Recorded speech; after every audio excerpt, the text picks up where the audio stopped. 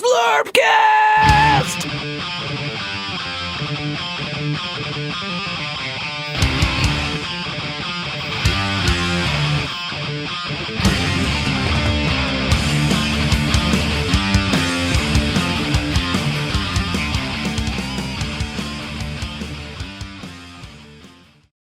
Variants in Chris. Well, we'll talk about that. So. Yeah. Did we start? Is this it? Yeah, I started recording. Are we starting it now? Like, is this it? This is the new way we start. 3, 2, 1. Hello. We're talking about my Marvel Crisis Protocol. We had a little side conversation. I don't know if it's going to make it in or not. That's up to Biron. He's the producer. Probably not. There was nothing good in it. Just talking costumes. We're going to probably cover that. We've got Valdric. We've got Extreme. We've got Biron. I'm Jonny P. We mentioned how we don't. You have a Pokemon shirt. No Marvel shirts today. No. Yeah. I don't know. We should put a little effort into things. I'm wearing Death Chicken, which was the fictitious band of Zlurpcast, which I guess we need to recast that, with the new show. I don't know. Biron's probably drummer. I don't know. I'm the go-go dancer. Mike is on the You're in the cage. You're in the cage with a bongo, though. Yeah. We need that. Naked. Like Matthew McConaughey. This is a relatively new skirmish game done by Mass Games, part of Asmodee, or Asmodee, depending on where you're from, or Asmodee, once again, depending on where you're from. Do you think there's going to be other games under that moniker, by the way? Crisis Protocol? No, under Atomic Mass. Yep. Okay, because that was started to have instead of just owning, I don't know, I mean, I guess we could start there. Is that where that came from? Because I remember Asmodee is the company who bought out everybody.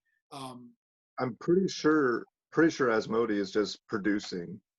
It's just the financial and distribution behind the publisher, if you will.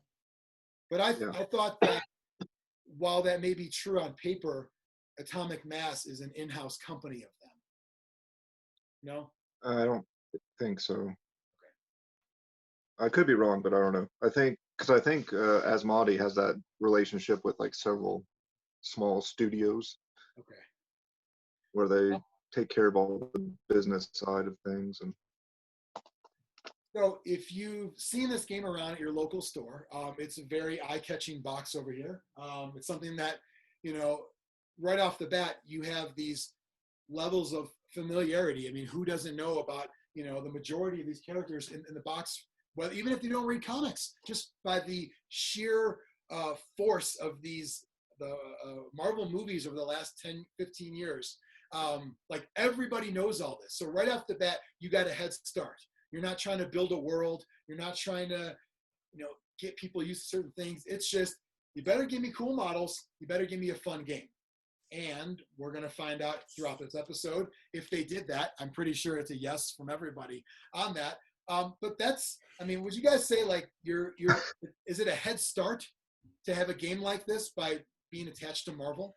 I'd say it's a head start, but it's also how much of your profit goes right to the license cost. Extreme, what were you saying? I said absolutely. Okay. Yeah. I had a one-word response. You want me to like call names? Because this happened last time too. And sometimes I leave it open-ending and it's fucking crickets. Yeah. Other times, open-ended, it's like... That's because we're waiting for someone else, and then all of a sudden we're like, fuck it, we're just going to talk. Well, and Biron's going to win every time. He's the loudest, and he has the best mic. He's going to win. So I will call on people from now on. And I think Valdric would appreciate that. As a professor, you would appreciate that. Hey, prof, that kind of thing. So where were we again? Forgot. Yeah, so we're talking about Marvel Crisis Protocol. It is a relatively new game. It's been a little weird because releases have been delayed with COVID times right now. But who jumped in on this right away? Okay. There was no Kickstarter or anything, right? no. You guys both also played the Batman game. Who makes the Night Models? Night Models? No? I did a little bit, yes. And then they started to do Marvel too, right? They did. Yeah. And then what happened, and what was the catalyst for your changeover to say, let's go to this game? My catalyst was I'm more of a Marvel guy than a DC guy. Okay. And also, Batman's a little more fussy when it comes to all the different rules, and the rule book layout is kind of atrocious. The models can be a pain in the butt. They're resin, and the ones that aren't are metal, and they're very fragile. Were you Anyone aware, that's played the Harry Potter game would attest how fragile those models can be. were you aware of this game when you were playing that, or it wasn't out yet? I don't think it was even out yet. It got announced, at Gen Con? Or was that where it was sneak peeked at, I think? That was the initial release, I believe. Okay, yeah. I waited for Grognards to get it, of course. When did you get an Extreme? I don't know. The first release, as soon as my game store had it, I had pre-ordered it. Okay. So you built everything, painted everything. Did you get some games in early on? Yeah, I was playing quite a bit for a while and enjoying it. The first few waves after the initial core, I was buying almost everything, all the stuff I liked, which was almost everything, and painting it and playing with it and having a good time. Was this sort of like poised to be your main game for a while? I had hoped so, but then I ran into the same stumbling block that I usually do with games, where I really like the game when there's not stuff comes out. I realize that I don't want to learn everything. It started with a very slow trickle of stuff, and it was easy to keep up with, but it seemed like the floodgates opened. Yeah. I will tell you that I recently got into it, and it's the first game in a long time where I skimmed the rules, not even read, and I got it right away. That doesn't usually happen with, especially skirmish games, because of the amount of things that go on with, per model and this and that. Because while the number of models are lower, sometimes the rules increase the other way.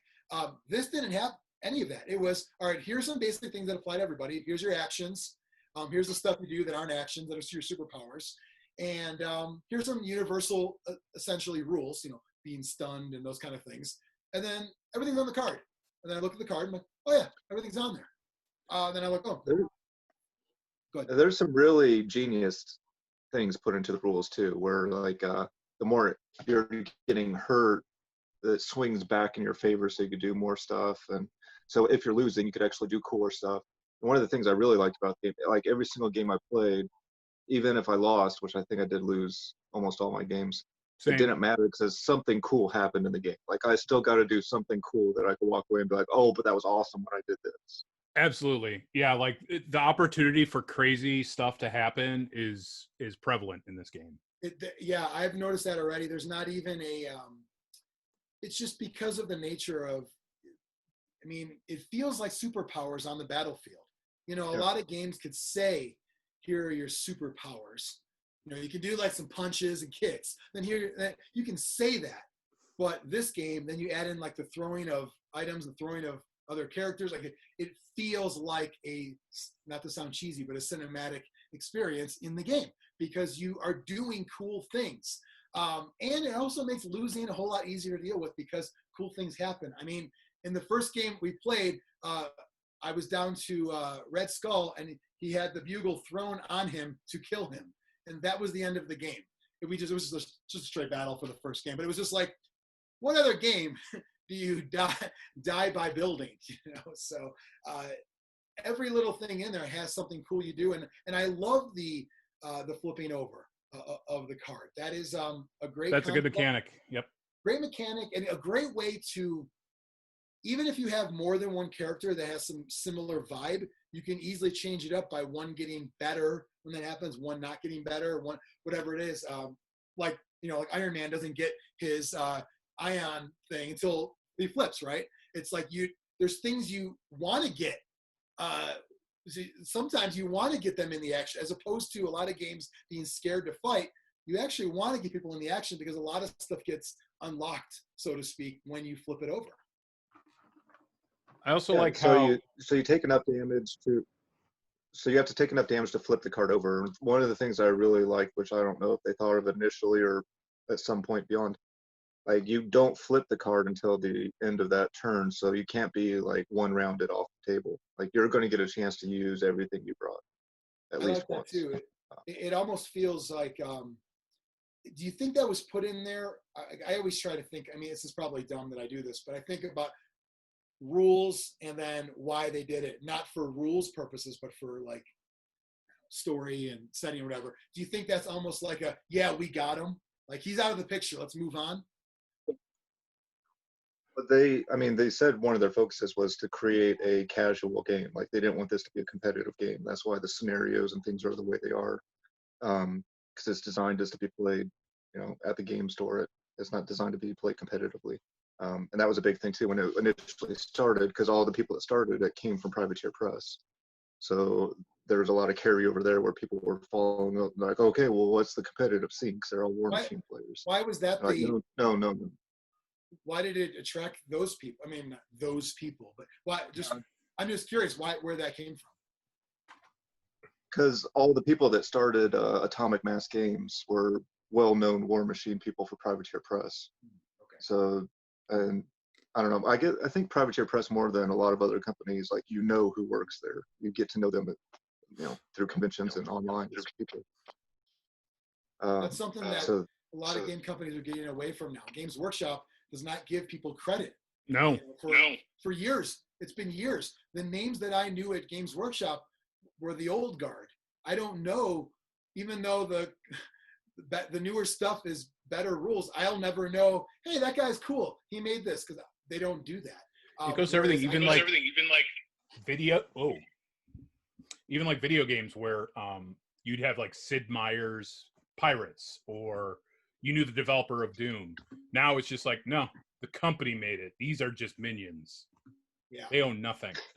Well, GW did that for a reason, though. So, because there were some people that had a bad rap to their name, and everyone's like, "Oh, if Matt Ward did this, this is way overpowered." Whereas if Cruddens did this, it's not. So, do you think that's the real reason, or is that the reason they told everybody? That's the reason they told the creators, so they didn't feel bad about losing credit. Right. I mean, I would think it's just to own it all. That way, if somebody gets a little full of themselves, like, okay, bye. I mean, we have your work, we own it. I mean, that's just it in a weird way. It reminds me of just a lot of large corporate. We were talking about even in like wrestling. It's like Vince wants a piece of it. Like it's the way that if you could grab a piece of it and you're big enough to do it, why wouldn't you? So I still like the idea of knowing who people are. On the flip side, I don't like when people tag people on Facebook. I don't like that. It happened in the group, tagging the studio guy for Atomic Mass. What are your thoughts on this? Like, leave the guy alone. Like, he's just because he did this doesn't mean he's on the clock. And if it's part of his job, fine. But everybody assumes that everybody works 24/7. You should be around 24/7, answer a question. It's like, stop fucking tagging people, Well, who's the main dude, Dallas something for Atomic Mass? That was he one gets of the guys tagged like, hey, Dallas, why is the knuckle a separate piece? Yeah. He earned that one, though. Yes. Yeah, so that happens quite a bit. Let's kind of get into the basics of the game. And because you guys have played more games than me, feel free to jump in anytime. You are going to basically build your team, try to get some kind of affiliation there, whether you are Avengers or Black Order or Cabal or something, and then you get one more than half to qualify for that, but allows you to build kind of a theme and also get some bonuses as well.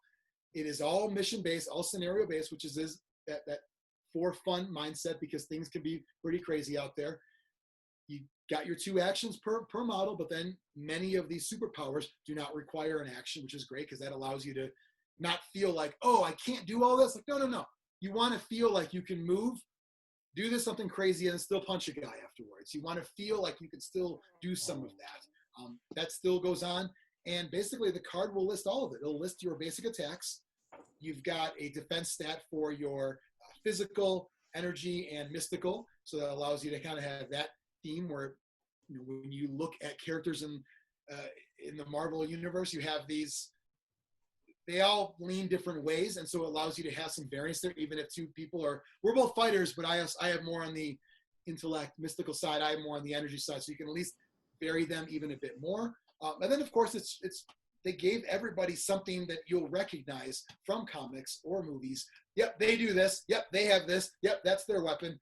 So that it's an easy way to transition into all of that. But it's all on the card. As Ronnie once said, put it on the card or the cod. It's all on there. And it's a beautiful thing, whether you're taking wounds, gaining energy. It's all kind of right on there, easy to use. Anything else as far as, it's a very high level thing. The complexity doesn't come from the base rules. The complexity comes from the individual character rules that are on the card. Yeah, completely. I would say not even just on the card, but you start getting the interactions between the characters, and you start getting those extra layers of complexity and kind of tactical choices and stuff. The synergies, if you will. Yes. Yeah. When you have a leader in your group, whether it's Captain America, Avengers, Red Skull, Cabal, like their card has a lot of things that help your friends. So you kind of want to know what you're doing. It is cool to build a team of your favorite characters. You can easily do that and still have a good time. It's also cool to see, okay, you know what? Well, let's bring this one in because this one will fit nicely with these other things we're trying to do. So I like that. I'm sure people are playing it competitively because every game is played competitively by some people. Everybody tries to win every game, but would I ever take somebody I don't like? No, I won't. That's not how I want to play this game. For you guys, similar thing? I think it was weird in the beginning because you had to mix and match people that you wouldn't think would be on the same team. And they always could say, oh, Secret Wars or whatever.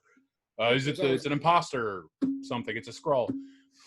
But now, like with the amount of stuff out there, I feel like you could make like if someone came with the most bizarre, weird mishmash of people, I'd be like, okay, I know what you're all about.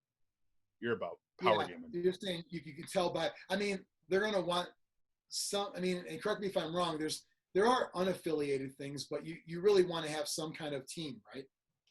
Well, yeah, because it's almost always worth it to have that 50% plus one to get that bonus, right? So it's like you'll see someone do that, like we have Captain America, Iron Man, and Thor, and then Red Skull. It's like, what? It's a common enemy. They're going to have to explain it to you. Yeah, show me in the panels where this happened. I'll get out my long box and go show me. I think that's where I started getting turned off from the game too. And it's not the game's fault, but it's the player's fault as usual. Almost all my complaints. But as more releases came, I was like, all right, so I can get rid of the models that I don't really like that I was only using because we were limited at that time, and I add more people I like in. But then, like, all the conversations were always like, well, this guy synergizes with this guy. So this new guy, I was like, well, I don't like him, so I'm not going to use him. And it's like, oh, well, this new release unlocks this thing, so this is super cool now, and this is the way to go. It's like, I'm not interested in what's the right list or the right way to play it to win. Like, I would argue that they're not playing it right. They're playing it wrong. Yeah, you play what makes you happy. Probably, but if you're in a group of 5 and 4 people are playing that way, then... And every time you play, you don't just lose, you get crumped big time. Yeah. But I would also argue that you said it's not the rules, it's the players, but if the rules allow it, that's my biggest complaint about this game, which part of it is I know they couldn't just release everything at once, but since there isn't really a mechanism to stop that, without any kind of backstory to explain it. A lot of games allow for combinations that you don't like. I don't like when I see people in 40K go, I got a soup Marine army. I got soup. Yeah. Like, taking a little bit of this, a little bit of that. It's like, why is that allowed? I don't know. I don't like it. This is the same thing. I could see with like a second edition of this game, them, breaking off and saying, if you're in this third of this pie, this is all you can choose. But initially, like they did like uneasy allies come the apocalypse, the old 40K chart. Something like allow it, but have a negative. Right. But initially when this game came out, they were starting from nothing, so they had. Yeah, they had to. Yeah. but I could see a second edition where they're like, okay, this is how you guys should really be playing. Like, you're not going to have all your super villains and then have Captain America leading them. I mean, you could have an easy fix of come out with a list of can play with anyone, and then make the affiliations that 100% that, and then you can add this. Yeah, a free agent list, if you will. Right. Anyone can add, whoever, like, a rogue type character that may fight for the mercenaries and whatnot, without question. But otherwise, you can't pull from this list if you're using this list. I mean, I wouldn't say you'd have to be that. I don't think you'd have to be that strict about it. I think you could still do the 50+1 and then do, like, you can have these allies. Like, these people are allied to you. You can't have people that aren't allied to you on your list. Yeah, you just have to, I mean, it's going to be an extensive list because this game's been out for about a year, right? And they've got I just saw the X-Men have come out now. That's a lot of, I mean, people are talking about, this is delayed, it's delayed. I was reading a bunch of stuff online last couple of weeks. Like, from my point of view, getting into it, a little later than everybody else, looks like a lot of stuff has been released in the past year.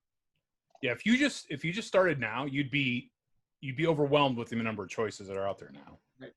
Yeah. I mean, you could do a full Guardians of the Galaxy team. I was just about to say that. I just picked up, the entire team there, and it's like, I like that you could jump in with that. Would I mix and match? Yeah, a little bit, but I try to do things that make sense. But I do that with all games. I don't like to say that this goes with this. And if other people extreme at your store are doing that, I mean, I'd find someone else to play with. I know it sounds easier said than done, but that's just, if people are cheesing things out, I don't want them to be my friend in any game, because if they do it here, they're going to do it in every other one thereafter. They're not a thematic player. They're not a fluff player. I want nothing to do with them. Like, I am kind of curious, and I haven't looked into this at all. Like, what is the quote-unquote meta for this game? Like, I wonder what the ultimate cheeseball list is, because there's so many factors and synergies in this game that it is pretty complex when it comes down to that level of stuff. Yeah, I can't even imagine like having a net list or something like that, because the scenarios and the missions and stuff mix things up so much that I just don't think you can. But and I found, and maybe you guys play these audios, I found that every like, I tried to play with all the initial release guys. I found that every single character had a use, from the lowest point character to the highest point character. There were no garbage characters. Yeah. No, I mean, it's with every. Sorry.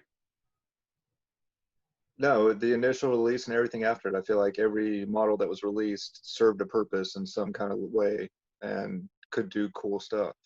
Like, I found Black Widow may not be the most exciting character.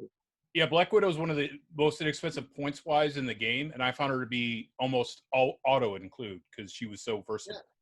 Well, and she's half the cost of the quote good characters. I don't really care, because I know I'm going to play who I like to play, and that's just kind of how it goes. I've been rewatching some of the Marvel movies lately. It reminded me of, I think it was in Age of Ultron, where they were storming Baron Zemo, not Baron Zemo, but what's his face, his castle, and they go, focus your fire on the weak ones, indicating Hawkeye and Black Widow. I'm like, actually, they're the most competent Avengers. Like, they don't have any baggage. There's it's always good to have a couple of normies in there, right? Yeah. And as I don't know if you mentioned in the previous one, but Hawkeye's very smart. I don't know about the character, but he wasn't deaf. He's supposed to be deaf, right? In the lore? Hawkeye? Yeah. Is he hard of hearing or deaf? Or is that another thing I dreamt? I mean, unless they're all getting old, maybe. Well, it can't be Jeremy Renner because he's perfect in every way.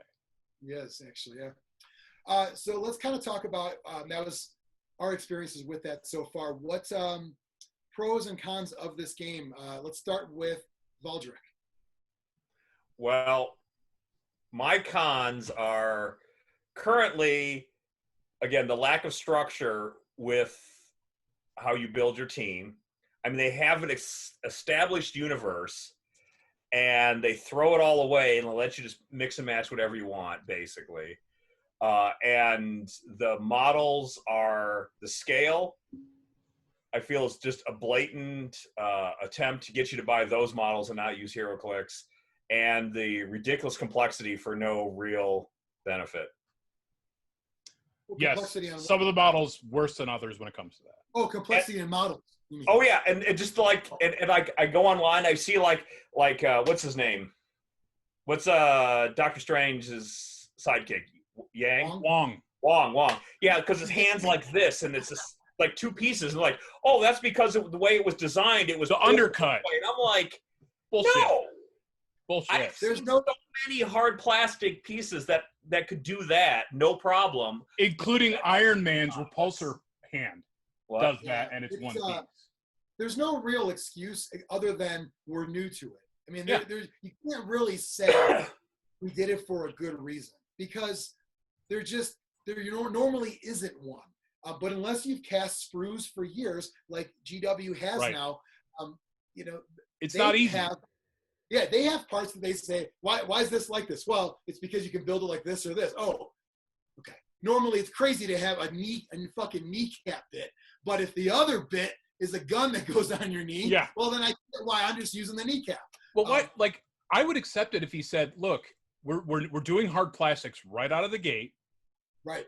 And it is a complex process, and we're learning as we go. Hopefully they'll get better and better. And I thought they were, like, the big chunky models like MODOK and Hulk were a dream to put together. But, it's the smaller one. So I was building Captain Marvel the other day. Oh, she's the worst one for me. Well, I didn't know which forearm went to which, or which, not forearm, because I think it's here. Yeah. I think it's the P, and then here. Those are the same. They're essentially just like little, like, cylinders. And I'm like, 50-50. I have no idea. So I put it on, and I'm like, something seems off.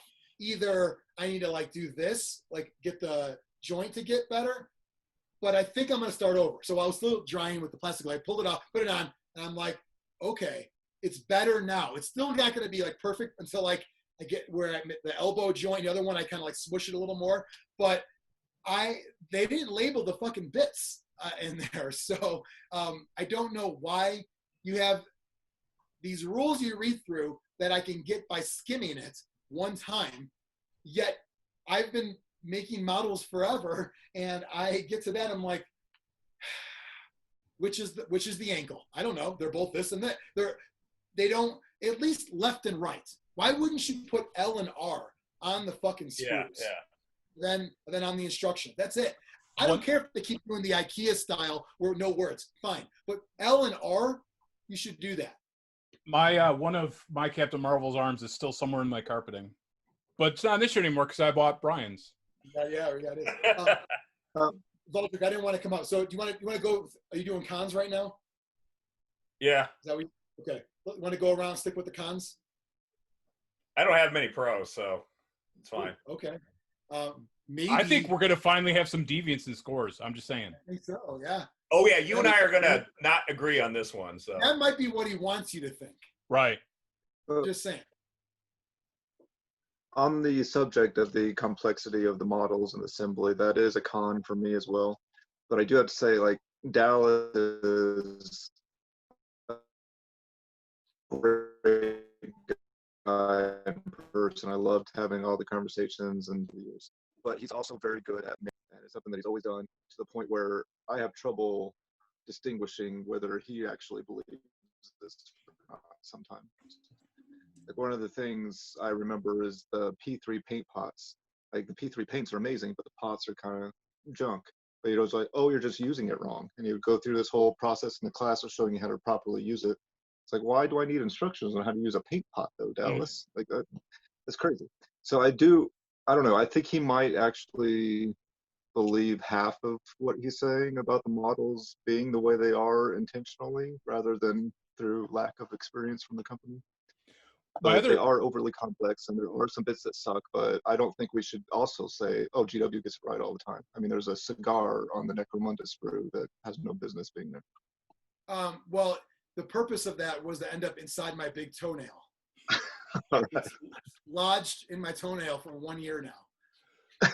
How much of that do you think is inexperience, and how much is sculptor refusing to make changes? Like, they would come back and say, if you change the pose this much, we could do fewer, and like, no, this is my vision. I do think it's probably an argument between the sculptor and the people setting up the sprues and doing the casting and stuff, saying you can't do that.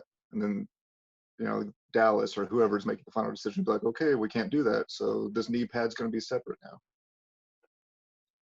It's one of those where I'm very happy it's hard plastic.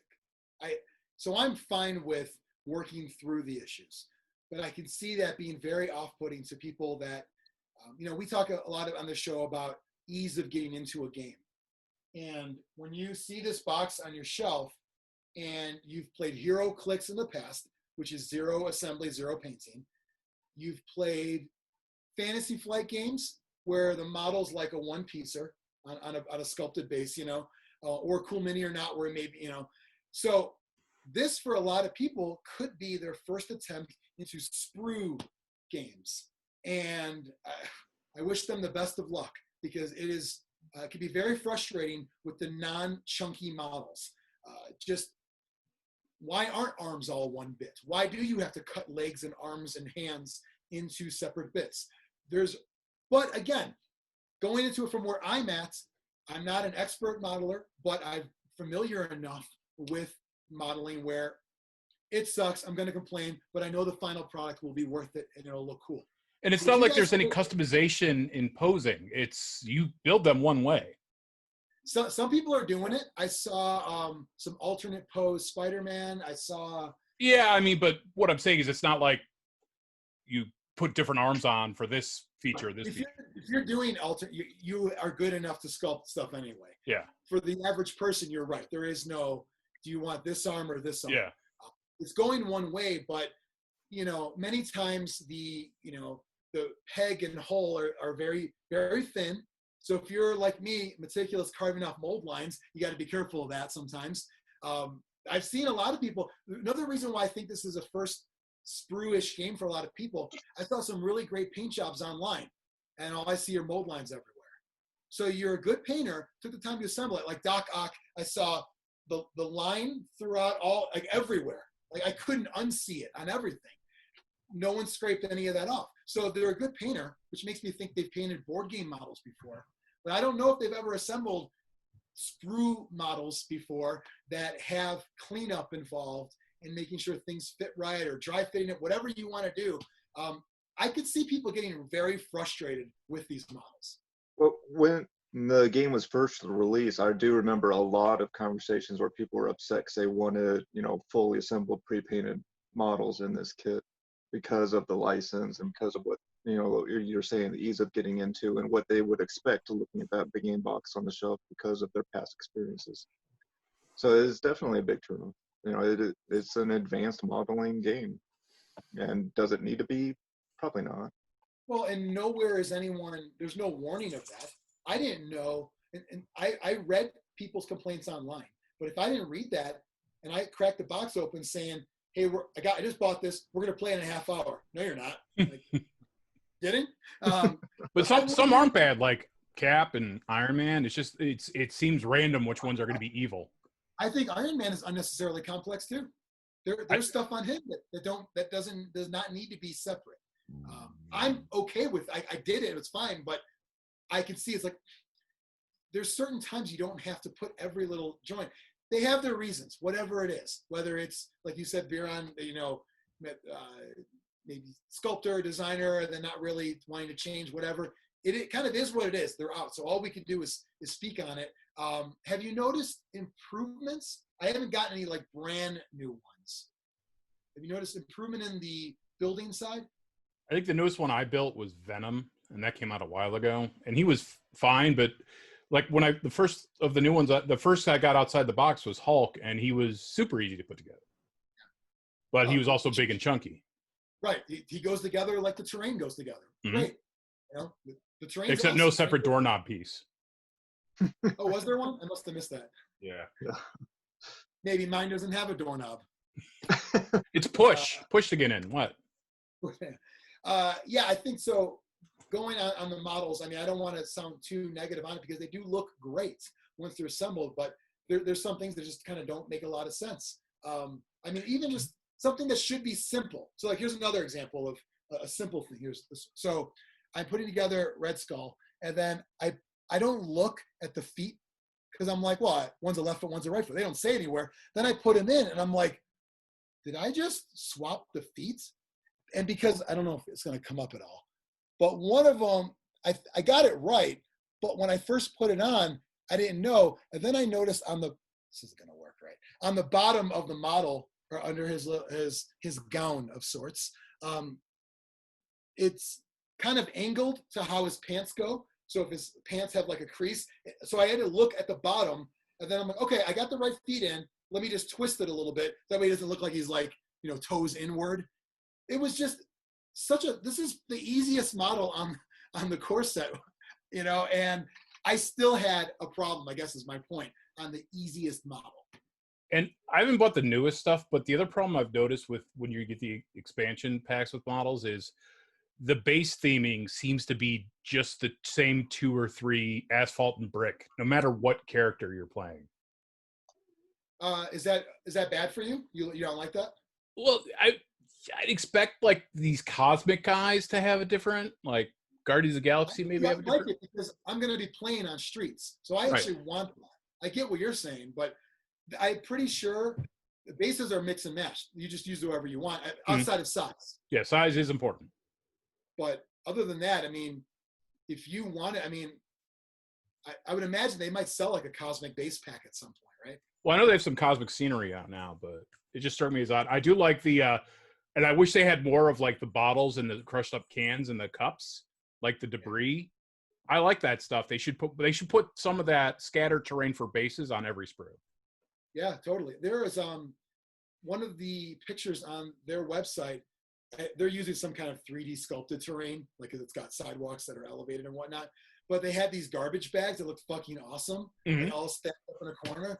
I'm like, man, I'd love to get some plastic garbage bags that are just like, even if they're all like 3 or 4 of them together in a pile, and you just clip them off, throw them next to the garbage can or next to a building or the dumpsters. The dumpsters are great, by the way. Like this stupid coffee cup and the crushed up can. Like more of that. Here's the one I just got from that dude. Oh, the Red Hulk. Nice. Yeah, nice. This is all contrast, so it came out a little blotchy, but it looks fine. I gave him purple pants like he's supposed to have. That's the lore. Yeah. There's no changing of pants. Better go to the lore. Contrast, I think, could be okay. I saw a guy on the Facebook group. He's like, just finished all of them, which is cool. He put them on like this cool like display board. They were all contrast. Some looked way better than others. Yeah. And I don't think it was. I mean, they're not all like Hulk's rare because it's so big, skin and muscles. But the ones with their normal clothes and armor, some just look better with contrast, some didn't. So I don't know if that's really going to be. It depends on how quickly you want to get painted models to the table. If you just want to get as many characters as you know and love on the table, then I could see busting out contrast and just getting through them. But these, I mean, when done well by a good painter, these are like, a lot of them are like centerpiece looking nice models. Yeah. And one of the things I remember we talked about in other games, and if we want to give it one, well, I'll wait for the pros. Okay, yeah, I'm still okay. Extreme cons. I know you started on the models a little bit. Yeah, the only con I have is models. So. And it's the assembly, not how they actually look when they're all done, right? Yeah, the assembly, the complexity. Other than some that, are lazy. I feel. Do you feel that way? Like Drax looks kind of lazy to me. Like the model, like even the finished product. Yes. Drax could have looked way better. Now, I know there's a difference between the Batista Drax and the one from the comic. Oh, yeah. So I'm not expecting a wrestler looking guy there, but it kind of has like 80s Games Workshop yes vibe a little bit. I don't know why we're doing this. Like you could kind of tell which characters the sculptor liked more than others. Yeah, I would agree. I think Drax is I don't have him yet. I ordered him with the other Guardians, but is he bigger, like considerably, or not so much? He's not big like Hulk, but he's bigger than like Cap, I think. Yeah, I can't. And that's what I thought, and so I think he needs to be a little meatier because he seems too thin to be. It looks like he's big. lost on that base, yeah. But again, since base size is so important, it's probably there's a reason he's on that big a base. Yeah. Because we'll get back into pro. I'll get into that in pros. Yeah, I think we could all probably agree on the big con of the game is really just assembly of models. The good thing about that as your con, though, is you will get past that. Like most cons of games stick with the game forever. This doesn't have, this is a temporary con, because if you stick through it and get it right, you're done. Would you guys say that the con goes away at that point and we can focus on a fun game? Well, also, the con is like some of the models aren't that bad, and it's not like an army game where I hate building Space Marines and I got to build 80 more and they're all the same. So yeah, I would say it's a con that goes away, but it is kind of a dumber, like, oh, a new model came in. Oh, I hope it's not a pain in the ass. Here's the thing though. If I was so the average model for this game I'm putting together, I have a level of frustration with it. I'm still using plastic glue, which means I'm not going to glue myself to myself. I'm not going to glue all over, I'm not going to have problems. Whereas take a game that has resin models and the arm is probably one piece and the body's one chunky piece. I'm still pissed off when I do that because the resin things, the joint's not fitting right. I got to green stuff it, but not too much because I don't want to have to like. So there's a level of frustration that happens with many other games. To me, because it's plastic, I'm able to just fuck it. Let's just get through it. I don't know why that piece is separate. Let's just use a little dab, put it on there, let it go. Some of these, by the way, I've noticed, like put it together, start putting it together, and then stop, do other ones, and go back to it because there's sometimes that if a piece didn't fit as well as you think it should, maybe it was like an arm joint that was thin arms. Well, you do something on the other arm or the leg, you might inadvertently move something. So I found that it's a little easier to work in pieces a bit to get to a certain point. All right, no weapons, no arms, no heads, just the basic, okay, get all those done, then put these in, because then it'll be dry already. But it's still plastic. So to me, it still is a lot better than the alternative. I'm still a super glue man, even with the hard plastic, because I'm impatient. But I do that. I do the trick where you start setting up like debris on your table to balance it to dry. Like, oh, if I put a pencil under here, it'll hold the arm up just right. So my classic one is, this is a weird, but I use all the paints that are on the same table. And so a lot of times, like I think it was like a repention model for Sister of Battle. It was like lean over big time with the sword. I made like a formation of paints. Like it was like an arrow. And I had the front of the chainsaw at the front of it because it was all super glue, and I did the base already, so it was glue on the base, not plastic glue. But I love plastic glue. I've been using the Model Master thing, whatever you want, plastic cement, forever. I buy a new one every 4 or 5 months, and it's, for me, if it's hard plastic, it's already. Now is that? Up here. I'm not familiar with that glue. Is that metal tip? Yeah, metal tipped. Yeah, Model Master. It's $10. It's every hobby store has it, and it is all I've used for probably 20 I learned years. the trick on the metal tip is if you get it clogged, you could just put a lighter to it. Yeah. Yeah, that works. They actually give you in every pack a little wire to stick in there. It gets clogged. The other thing that happens sometimes is the outside gets caked down. So you just take your fingernail, scrape it off. But it's great. I mean, it's, you know, when it comes to vehicles or buildings in this game, and vehicles too, you got cars and trucks. It's just nice to be able to, you know, I want to make sure that's really secure. You know, where super glue, you don't want to put too much on. I don't mind putting extra. It's going to go underneath. It's just there to melt it and seal it. So you know. And it smells great. Me, it smells, yeah. I'll smell that. I would take those smells over super glue. Neither are good for you, but I probably would take those. It's probably less, if you look at the California warning, it's probably less text on those than the other one. The mandatory, you will die if you use this. No problem. But only in California. Only in California. You're safe everywhere else. Did we get everybody's cons? I mean, mine was just the models as well. And I also kind of agree with Mike about the kind of haphazard slapdash team makeup that is almost encouraged in some way. I will say, I mean, I would agree with you guys to a point, but I also have to see Extreme's point of the players. You know, the players make the game. And regardless of your point, Mike, of, they let you do stuff. So many games let you do anything.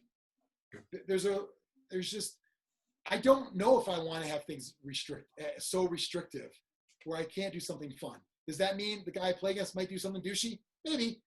Is that the last time we're going to play? Probably. This is the guy that pairs up things that don't make sense. Got it. It's the same guy that in every other game he would pull that shit too. Hey, did you notice it doesn't say you can't have him with him? That's that guy in every game. All my guys have stubborn. All my guys have stubborn. Is it guard? Nice. Imp guard. Nice. This is what's that Mantic plague model where it's like the big beast? The gorilla looking one. Yeah. Guard. Nice. So I don't know if that's a fixable problem. There might be an FAQ or a new edition or something that could help with it, but I don't know. It all depends on who you play, which for many people is a con regardless, because shouldn't a good game have something in there to stop shenanigans? So it's going to come out. Let's do some pros. Biron, you want to kick it off? Yeah, the pros, I think most of the models, once you get them together, look fantastic. And they're hard plastic, which we already talked about. I am a big fan of ass to mouth. And when I say ass to mouth, I mean when you're measuring. You put the widget in the front, and then you move it to the ass. Yeah. It almost feels like cheating, but everyone's doing it, so it's not. Yeah, the widgets are a cool thing in the game that you can use to do that. They have the little curve there. Oh, quick side note. What's the deal with the numbers on these? I know they're using like what size they are in the game, but I tried to come up with the formula of what 4 means, and I think it's ×2. I think each one of them. I didn't measure it. Should I do it now? Should we do a live measure? Are you game for a live experiment on this show? Get out the calipers. As long as the professor's watching, we've got all of our protective equipment on. I think we're good. The 4-1 is 8. Okay. 8 inches. The 5 is 10. There we go. Mystery solved. However, there is a 1, right? Just this. So is there? 1 is 1. I don't. 1 is 1, and the whole formula is fucked. Because if you say every 1 is ×2, because the 2 is a small one, right?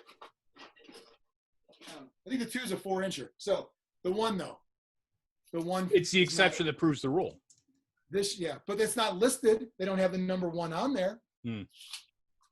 Anyway, I just thought when I first grabbed those out of the box, I was like, oh, it's cool. It's because there's no, you don't have to worry about. You're not using measuring tape like a traditional game. You are using their widgets. Mm-hmm. So for movement, you have small, medium, large. You have 1 through 5 on the range templates. But I saw. I was like, wait a minute, are those 1, 2? Because you could have called them, 4, 8, 6, 8, mm-hmm. 10, but they're wrong with that. But yeah, I'm always a fan that takes into account bigger bases move more. So like Hulk doesn't have a huge move. I think it's 2 or 3 or something. But because his base size is so big, he does move more. Yeah, I like this as well only because there's less room for error. Yeah, there's less fudging of measurement. Yeah, you can place it down on the table if you wanted to, whereas you don't really do that with a tape measure. It just doesn't happen. Another side note of a side note, is it weird that I think it's dumb for people to paint their templates? I agree with you to a certain point. People that do that before they've painted any models. And yeah. I've seen that in the groups. I get that there's stuff on there, but I don't give a shit. I painted mine. I'll never paint. Well, but you're a pro painter, literally. Well, not anymore. You're emeritus. Pro painter emeritus. Extreme. You painted them to be a completist, or was that a goal the whole time? Because I didn't like them. It was just plain plastic. Were they painted before you painted any miniatures? No. Okay. I painted like the whole starter blocks all at once. I think I started with miniatures though. I primed them at the same time. Yeah. You didn't do it all at once. That's impossible. He had a brush between each finger. What was first? That's what I said. I said I painted the models first, but I painted all the starter set in one big project before I went to the game store for the first time to play. Would you ever paint a tape measure? No. But does a tape measure look like plain gray plastic that came out of a box? Maybe. So yeah, the ass to mouth, think, big fan. Yeah. I guess the argument would be, would I ever paint a flippy stick out of the old 40K box? Yeah, flippy stick. And did you? No. Did you? No. I did. They did. These have cool details on them. No, yeah, they do have cool details. I will tell you, I actually did after a while dry brush one because I couldn't see the numbers. It was red plastic that you couldn't even fucking read them half the time. Well, and the numbers didn't really correspond to inches. They were supposed to, but they were a little off. And those were just like the UK as a whole, it's a little off. It's like America, but a little off. It's like if you're playing an old Nintendo game and they're counting down a clock in your game. It's like, these are Nintendo seconds. These aren't real seconds. The other thing I like about the game is I actually like the larger scale, and I know why they did it. We all know why they did it, but I think it makes for some fun. And it's not like I have a huge collection of scenery that would be appropriate for this game, really. As like modern day, how many quote unquote modern day games do I play? This is probably one of the few. But I do like that it is. And the terrain, I mean, there's some that comes in the box. They sell some. It's already got the size on it already. Yeah, there's rules for each piece in the box, but I like to supplement with O-scale train scenery.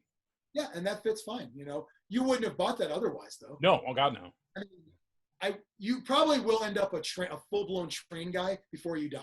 Oh yeah, it's in the. If I don't die of beatus or a crushing heart attack, and I make it to 75, yes, I will have a layout. I'm sure. Can you please put in your will? Don't say Mike. Say Valdric in your will gets my trains. Mike is the most. My dad's as well. So of us four, Mike looks the most trained hobbyist. Yeah, he's got a bit of a conductor vibe to him. I both mean that scientifically as well, too. Of course. So I do like that. I like that they're released. Like some of the stuff, I was shocked that MODOK was such an early release. Like that takes balls. Yeah, it's unless it was just to get more big stuff out there. You're right. I don't know. I was surprised at that one too. And he's become one of my favorite comic book characters since then. I felt like he was somebody's like pet project character. Yeah. Like someone really wanted to get him into it. So it's also I think it's when you see him painted too. It's just a fun one to like see, and like the fact that oh man, they even have a mode like it's like having something weird is good to lure people in. I think so. It's not just the ones from the movies and whatnot. You like you'd find some eccentric guy like I don't play your normie games. I'm like it's got MODOK. Right. I'm in. Yeah, exactly. So yeah, that's yeah, and Brian touched on this earlier where I like Brian. I'm not good at this game. I don't think I've won a game yet. They've been close usually. I've played mainly Ryan, but something at least one or two really cool things happen. Like my favorite is Iron Man playing a card that lets Iron Man on his activation pick up Captain America, fly him forward, drop him off, and then Captain America can throw his shield. Yeah. And I almost killed Ultron in one hit. Nice. Or flipped him, I should say. Like there's always something that's going to happen, regardless of the outcome. You know. Extreme, you want to go to your pros? Sure. I have terrain as a huge pro for me because I like the way it looks. It fits with the models very well, and the fact that it has distinctive sizes and rules for everything, and it's all interactive. I really like that. You like a game that you can play, and at the end of the game, there's no scenery on the terrain because you threw it all. Yes. Yeah, you can walk by a table and be like, "Whoa, you guys just started. There's still buildings and stuff on the table." And I obviously, we all play. Once you throw it, it's gone of your collection too, right? Like you got to throw it on the ground and step on it. Right. That's what I mean. I just want to make sure we're all on the same. Like you want another truck? Well, buy another truck. Yeah, those are expensive trucks too. You know. One of my other big pros kind of I don't know, has a lot of pieces going into it. Just exciting game thing. You have a chance to come back and things are still going well for you and you still have a chance to do stuff. You're never like sitting back like, oh, I lost this. I'm waiting for it to end. Like there's always stuff going on until the very end. And almost all my games, I lost 10% of the games I played, but almost all of them were really, really close. And then it was always a big swing too at some point where someone that was losing would come back and get a lead. Or, I don't know. The gameplay in general, I just think is really cool. And the fact that you can walk away from the table and have a story to tell about your game is awesome. Yeah, I would agree. And I would say that the crisis cards in the game that you create your scenarios from, that helps you get into that narrative mode more than competitive mode anyway. Yeah. Valdric, want to move over to your pros? I've never played the game, but all these pros sound good. They're making me. I assume because you were a. No. If I can say this on the show, an F.A. Friendly as Grognar, yeah. Yeah, I avoided this game. Tell me why, on purpose?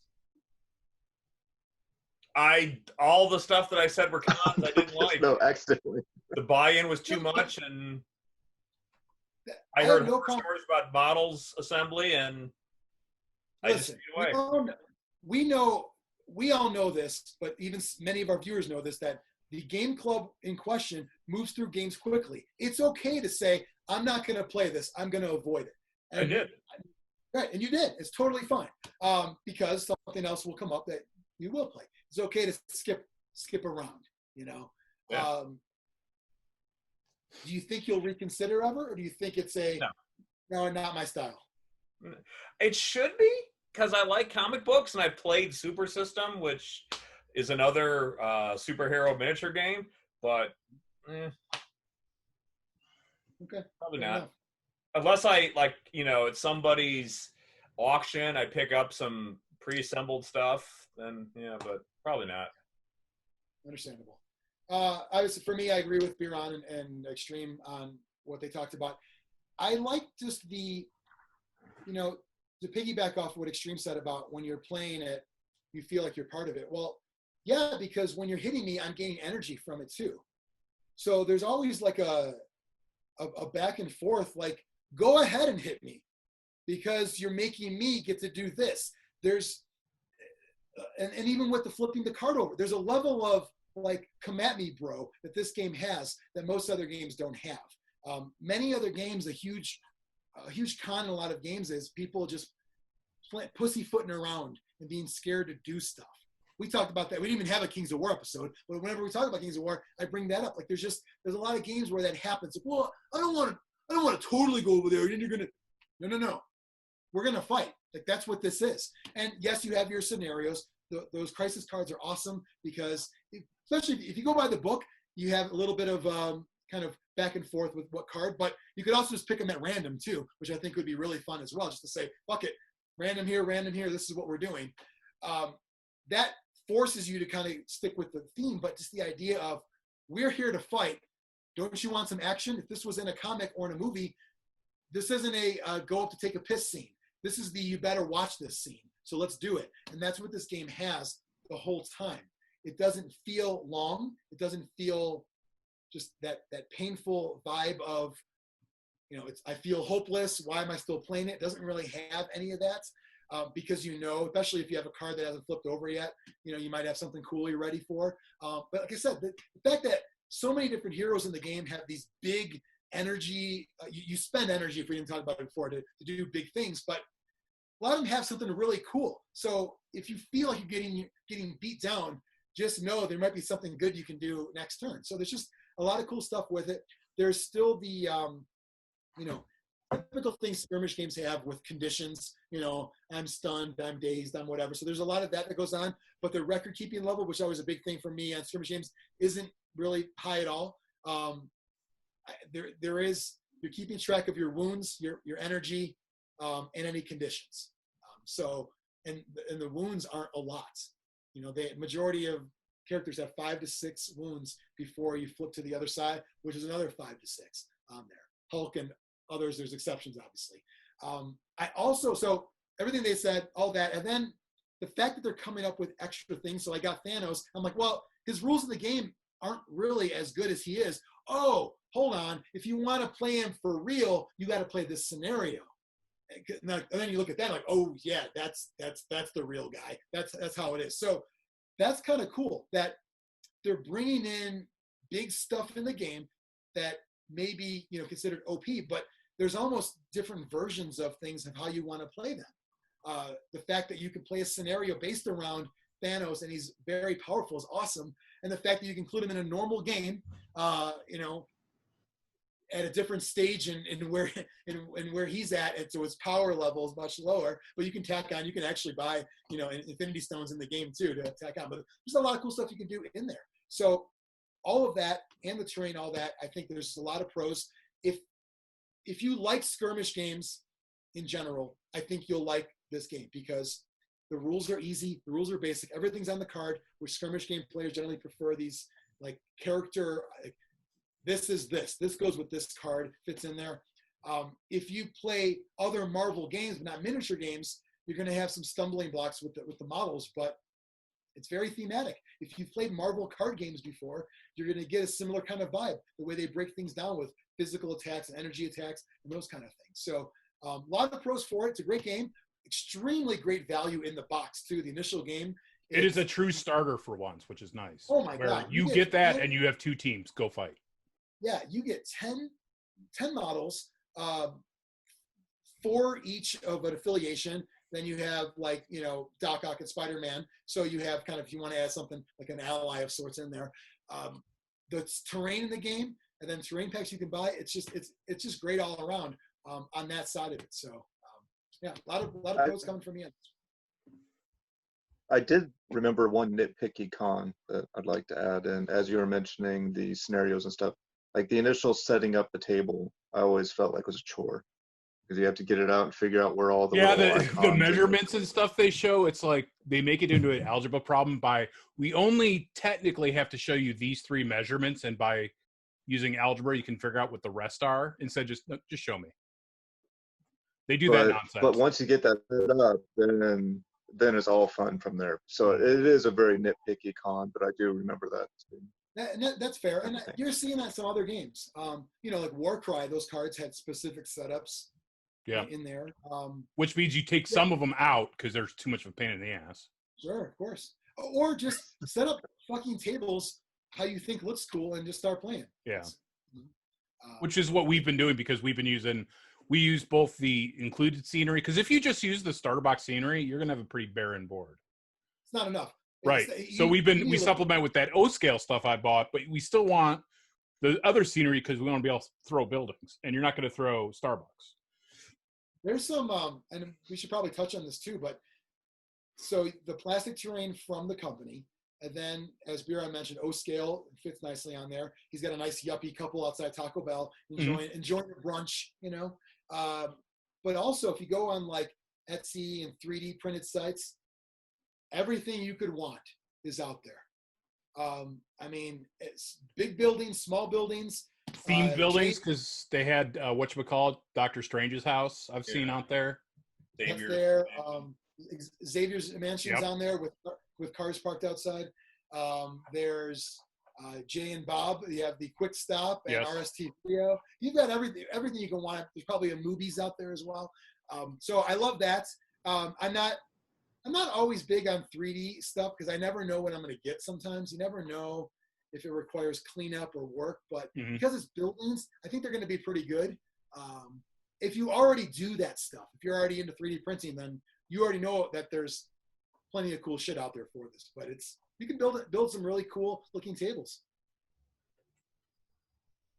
All right. And there are currently 2 neoprene mats available from the company, correct? Or is there more than that? Yeah, so I went looking. There's they're both like New York City streets. One is the Midtown Mayhem, and one is the Roundabout. roundabout. Mm. Turnabout is when Biron asks the girl. That's a turnabout. Completely different. Yeah, there's that one there. And then there's just, obviously we all like our Neoprene Mats. It's a nice experience to play on, but the scenery, it all fits nice on there. And are there any? I'm waiting for them to release a SMAT. Is what I'm waiting on. Yeah, SMAT shirts are on the site now. We'll talk about that at the end. I would think. I mean, bases. We saw, what was that thing I sent you? The like a snow speeder covered in like fucking shaving cream. I mean, if you want to go to town and make it snow themed, you can do that with any game you want. So if you want to, feel free. I like the street look of this because I don't do that with any other games. I think it's kind of cool to have the urban look to that. But yeah, I'm trying to think any game we play that would use modern scenery. I can't think of any, or I should say current day scenery. Well, Walking Dead. I mean, we don't play that, but right. I've heard some people play that. Walking Dead had some terrain with that. It was all modern day trucks and whatnot. Yeah, most of the games fit into the sci-fi or fantasy or weird. We'll just say that could be like weird. A pro tip: if you are interested in the O-scale scenery, around Christmas time is when Menards actually stocks it in store. That's right. I didn't even have to order. I just went to Menards and got it. So now I assume, Biron, you already have like a Christmas village already. No. I have a strip mall that I'm thinking of Ryan is going to print me a 3D sign to make grognards and the vape shop signs and glue those on there. I know it's a lot to ask. Can you just fill out the whole mall though? Because I got to get that toy store in there. Yeah. Yeah. And I mean, if you're going to town already, get an Uncle Bill's. Yeah. Well, that'd be a freestanding. Maybe I can. My ideal would be a Pizza Hut or a Taco Bell that's actually a bank. Like you see, it used to be a Taco Bell, but now it's a mortgage place. It used to be kind of thing. Like used to be a Pizza Hut. Yeah. Pizza Hut's got the fucking hat that Mike knows very well. It's got the hats, and then it says checks cashed. Yeah. What the fuck is this? Checks cashed. There used to be a Facebook group for. Yes, there still is. There still is, yeah. Is there? Yeah. I was so long before Facebook, I wanted to make a website called usetobe.com. It was going to be a collection of all that. I never did it, and now look. Yep. Someone's done it on Facebook, and they're making pennies. You're making dozens of dollars, probably. Yeah. Dozens of likes. Dozens. A lot of cool shit you can do. You can have a lot of fun with the terrain side of it. I mean, I think the inside of a mall would rule. Like if you could do a full inside of a mall. There's a lot of fun I think you can have with the terrain for this. Like you could just have some really, like if you get the characters you want, maybe you're not a completist, you just want to have these, I'm just into Avengers, I just want this. That's fine, but you can keep going further and further by making cool looking tables and setups. There's just a lot, and then you just assign it, those numbers they've got from a trash can to stores, and everything in between. They're assigned a number, and then the game has specific things of can throw size 3 or less or whatever. There's just going around the table of any model that's not released, what would you like to see released? What character? I'll go first. Spider-Man 2099. Okay. I'll go with Stingray, of course. Obviously Deadpool, but it's good. I'm guessing the Deadpool cable pack will be what comes. Yeah. Or how about Deadpool and Negasonic Teenage Warhead?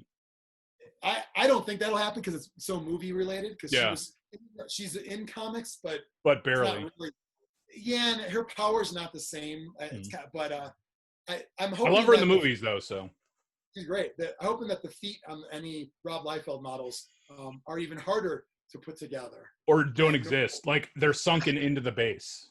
Or make it like a hobbyers thing where you got to make your own feet. It comes with a mold for green stuff. So I was happy to see Punisher just came out, and I read his stat card. Fucking awesome. He's got such long range, awesome attacks. I think he blows up scenery too. Shoot things out. It's great. Mike, who do you want in there? If you were, I don't know if they have these yet, but they have the Fantastic Four. Not yet. Okay. No, but obviously that'll be That'll be It will be there. I know, Biron, you were talking about like you think they would make another box set. Right, with mutants and you can do like a full X-Men box set with the good and bad mutants in there, but something about walking past that on a shelf. Like, Yeah, that's true. That's true. I don't know how you're ever gonna top that, just with how huge. Like, I mean, you got to understand, like, and everyone that watches this probably knows this, but like, the level of Marvel fandom ever since the movies, this means your coworkers who would never talk about this stuff or know anything about what you're into. Now, there's times that's annoying because they get shit wrong or whatever, and you're doing it wrong. But the fact that people have knowledge of this, it's pretty amazing to me that, you know, it's weird. It took so long to have superheroes become mainstream in media and games. So and along with what Mike said, so he says Fantastic Four for teams. I want the Thunderbolts. Yeah, Not That's- the and that'll be- Midwest Avengers. What's no worse? Great Lakes Avengers. no, he wants the The Schaumburg C Avengers. team. Chicagoland Avengers, I heard, are really powerful. The South Schaumburg Avengers. They've got weird accents, and you know, yeah. So I just think that this, I think this game's going to do well. I think it's in for the long haul. Do you guys think that this is? I believe in a previous episode we talked about how when you have games with a license, the intellectual property out there, that you sometimes suffer from that. Will that happen? I think it's the risk is if it starts to lag a little bit, they're going to lose the license, and then what happens? Like that's got to be.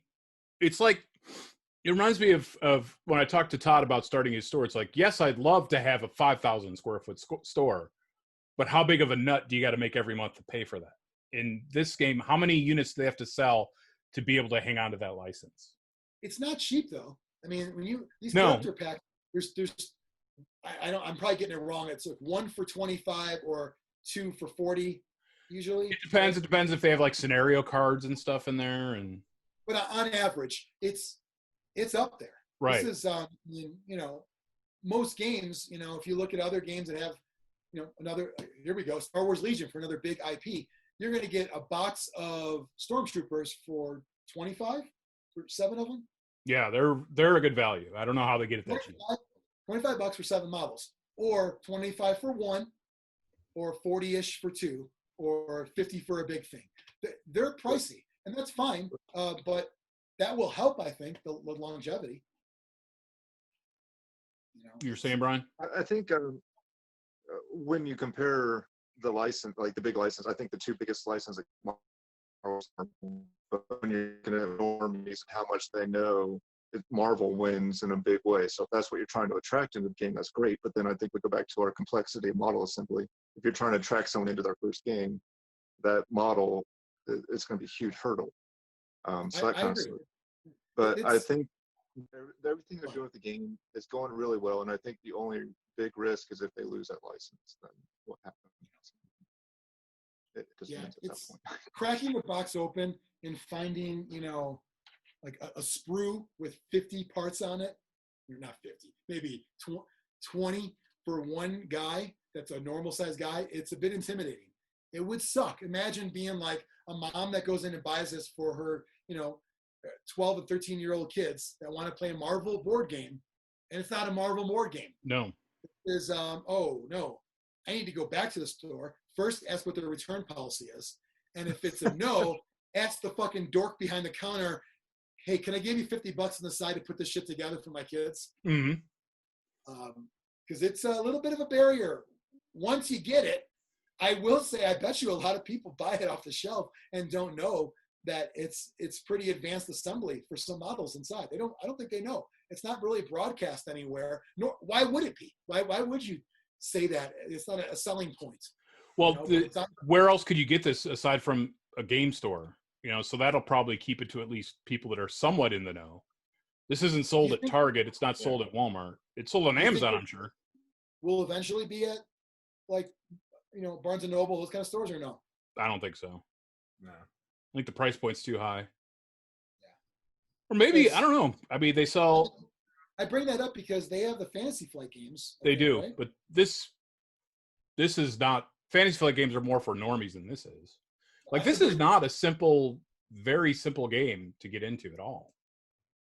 You mean rules-wise or even rules-wise? Like, it's not a simple dungeon crawl type game. It's, you know... If you didn't have any gaming experience and you looked at those rules, you wouldn't be able to skim it. I think I'd be watching some videos. Yeah.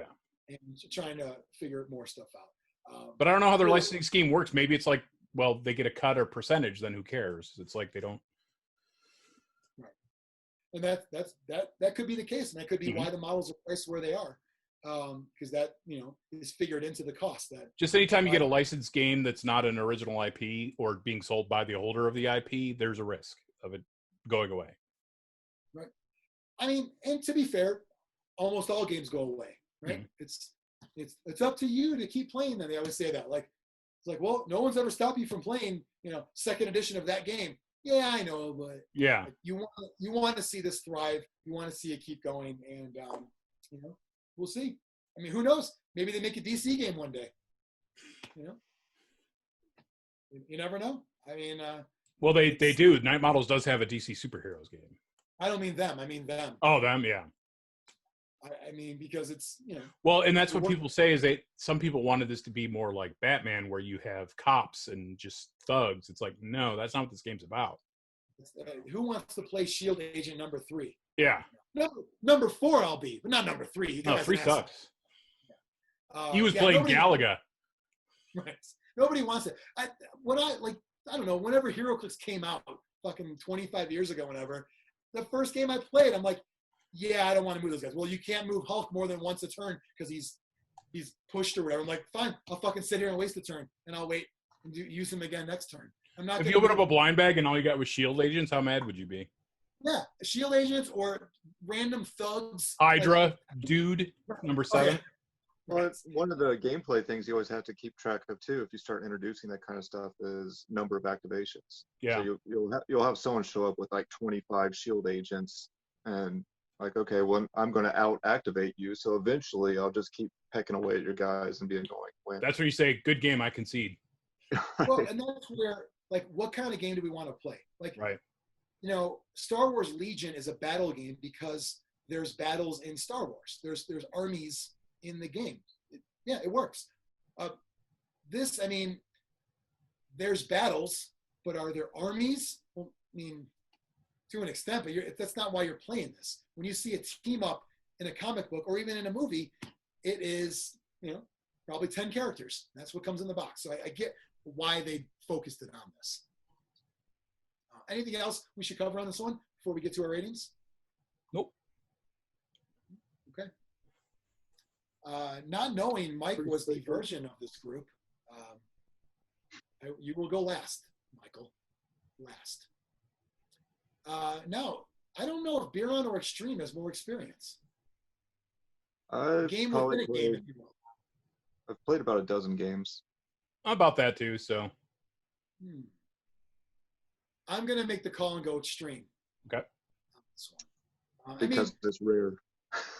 Rare, I mean, listen, you've got empty shelves behind you. You can only afford Death Path right now. Hard times.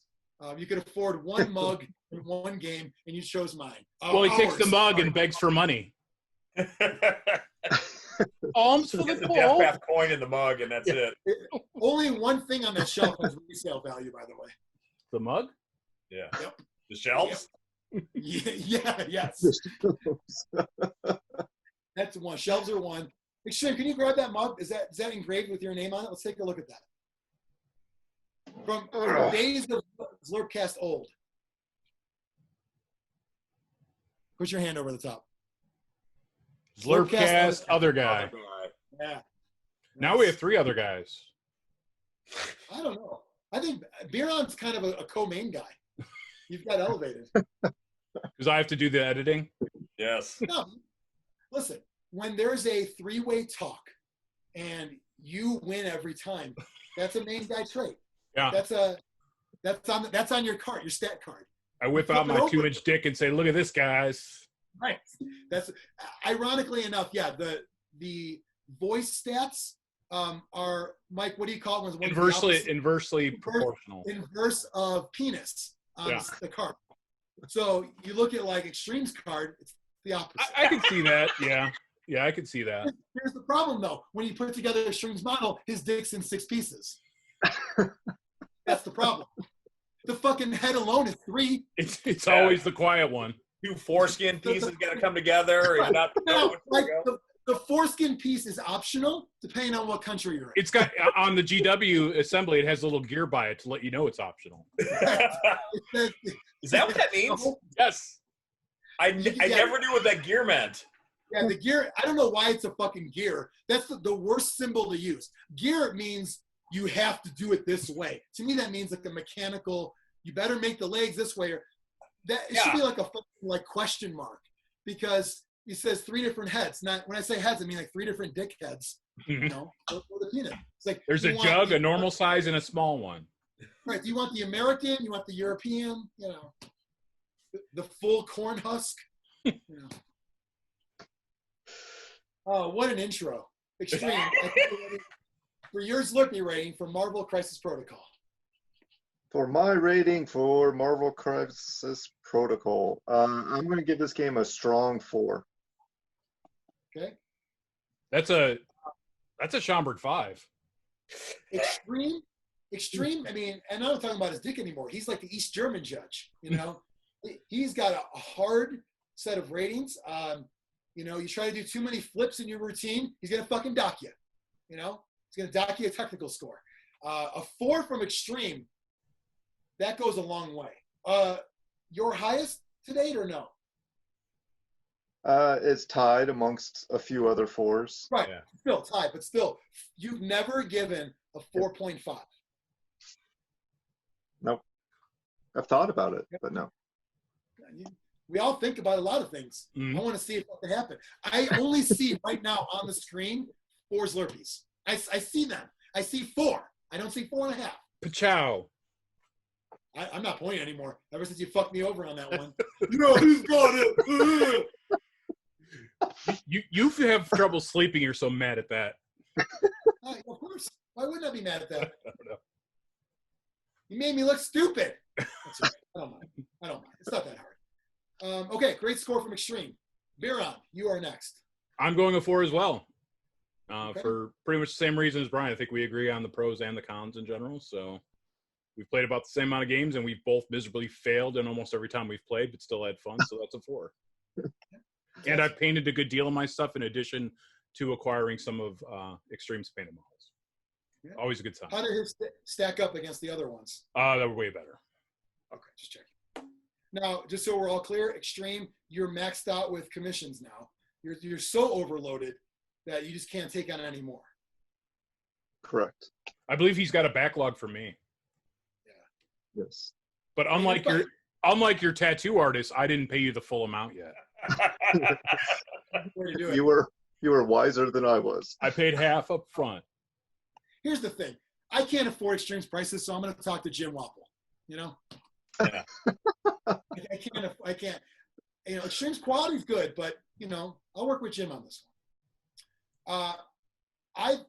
Now, granted, I haven't played as many games, so I might still be in a fresh, new, exciting mode. But actually, I'm going to go 4.5. I thought about 4, but based on the ease of the rules, this is not. I don't see the frustration of complex skirmish games ever coming in. This just seems like a fucking fun game that always feels like an action movie at all times. And how is that a bad thing? It's not. The only reason why I wouldn't be at 5 is the assembly set. I'd love to give it a perfect score, but you can't out of the box fucking have that and still be a 5 game. So, great score though. Let's go on to Mr. Professor, not just Mr.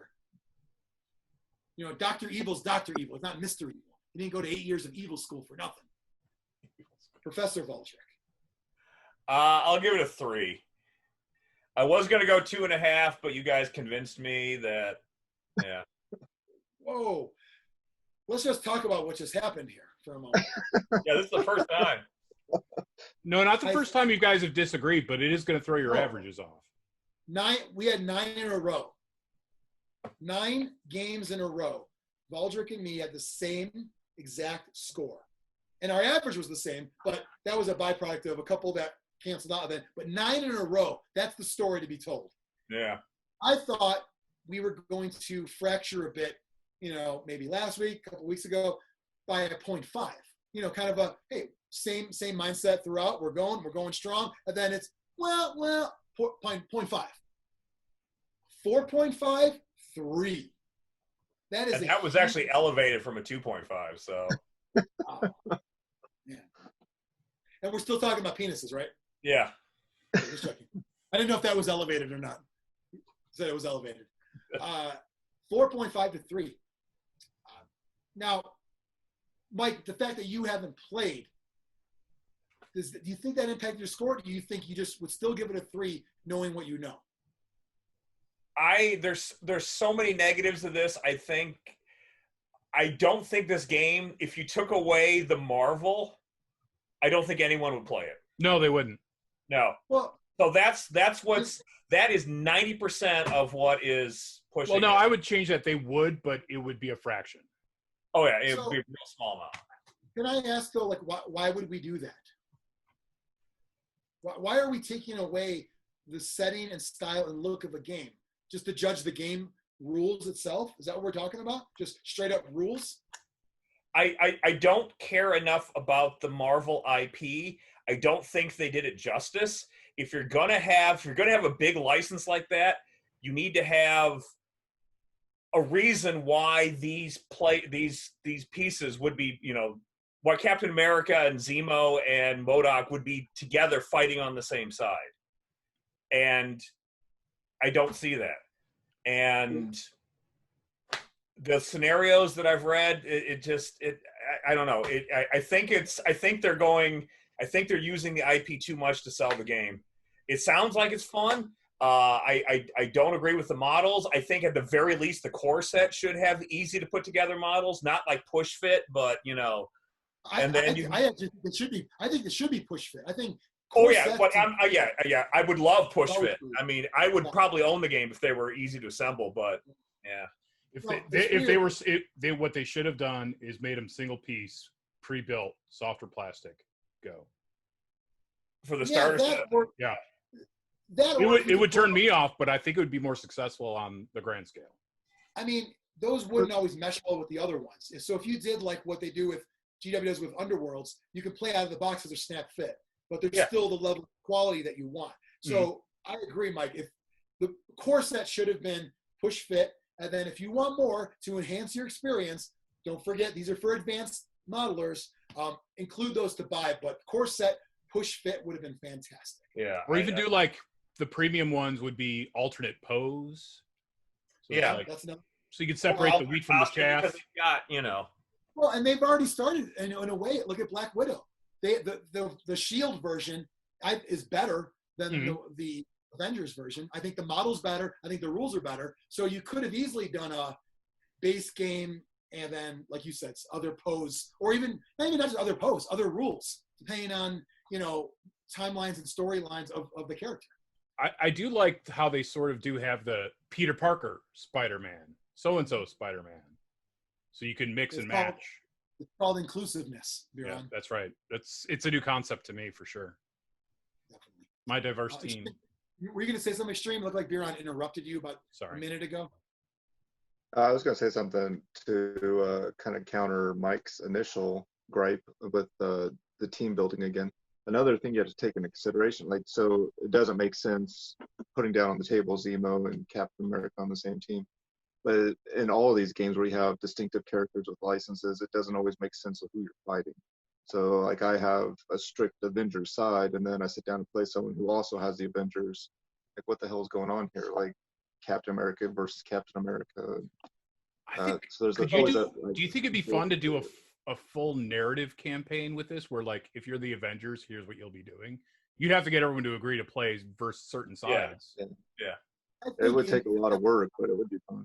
Yeah, I agree with that. It sounds like one of those. The idea of it is probably better, you know. Cause I don't see people stay, but you never know. I mean, if Atomic Mass came out with a narrative scenario book, I mean, what if there was, you know, an actual comic Marvel came out with that had, you know, like some kind of tie-in? I don't know how it would be. Like a storyline, like a whole season storyline, like Secret Wars or Infinity Gauntlet. You can read it as your own, but I mean, it'd be kind of crazy. But think about, like, you're flipping through, you read the first issue, and then it says, now play this. If this side won, turn to this page. Go to issue 3. If this size 1, we'll go to issue 2. Oh, that would be cool. Flip book too, so you could. Yeah. You know. Right. Yeah, flip book for sure. So that sounds great. I don't want to put any effort into it, though. I'd play if someone else did it.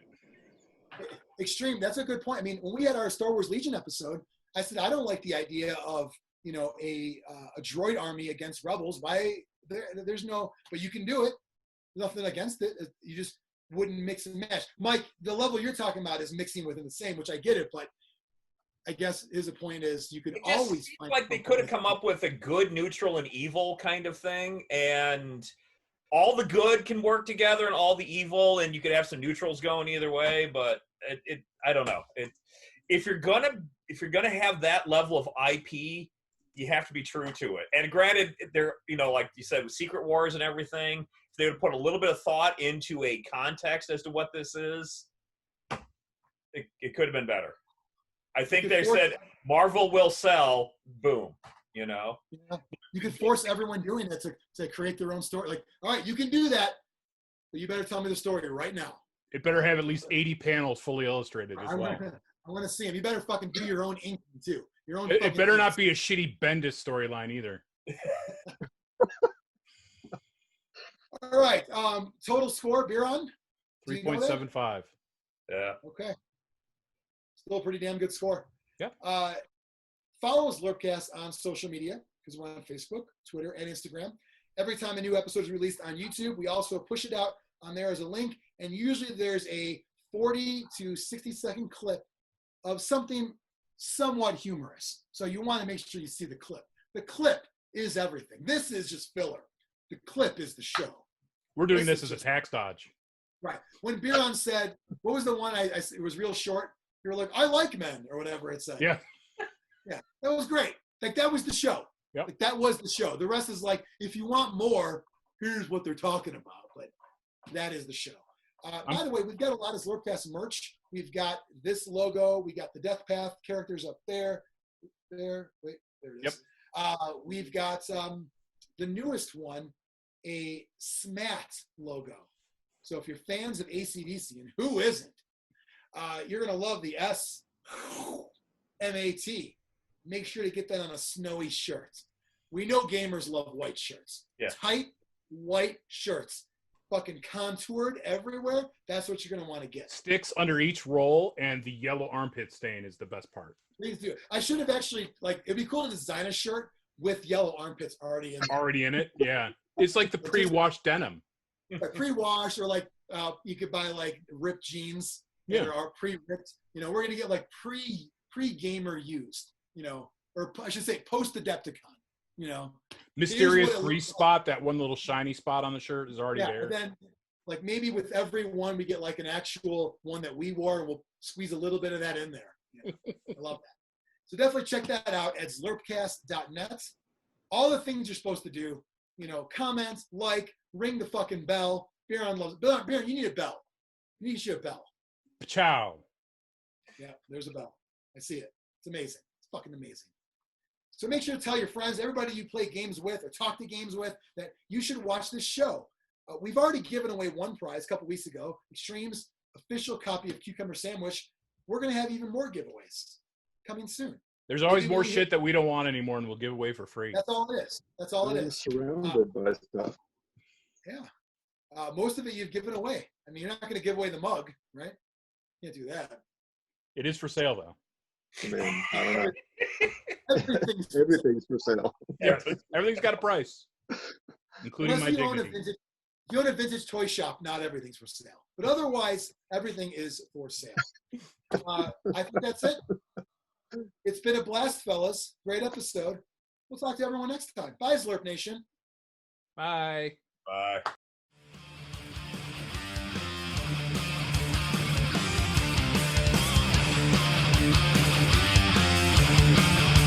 Zlurpcast!